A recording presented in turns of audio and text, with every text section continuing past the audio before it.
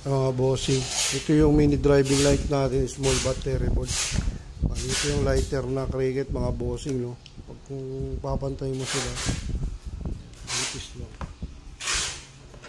Paliisin ito na to, di na kailangan ng relay kasi may built-in relay na siya. Plug and play talaga siya, literal. Halos natap mo lang sa battery, negative, positive. Tapos, itong ano natin, blue wire, tsaka ano, sa accessory wire na po ikakabit dyan. Mga bossing. May pan din siyang kasama mga boss. Bali ito yung video na tinest natin na nakabit na sa motor mga bossing. Mga bossing, ito Honda Click version 3. Bali yung stock niya ito. Ganyan lang kahina yung stock.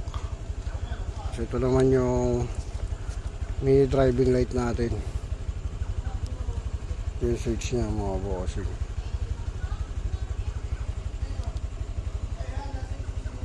Ito yung high beam,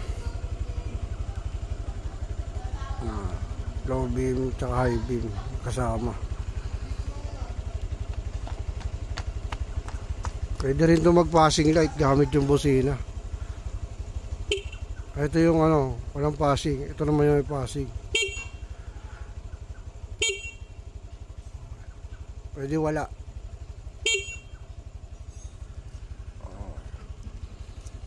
Pwede rin blinker pero gamitin lang sa maayos. Pero bawal yan. Ayan switch niya.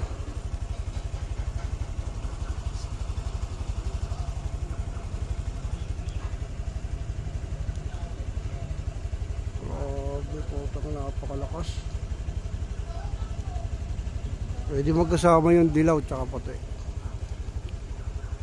Ang napakalakas mo. Kaya niya kumain ng 4 lanes.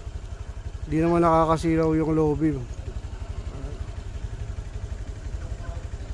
Ito siya mga bossing. Pakita ko sa inyo. Tayo ka muna.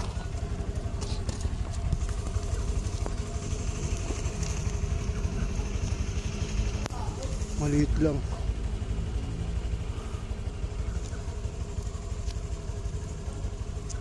Sa mga ito. Yun o.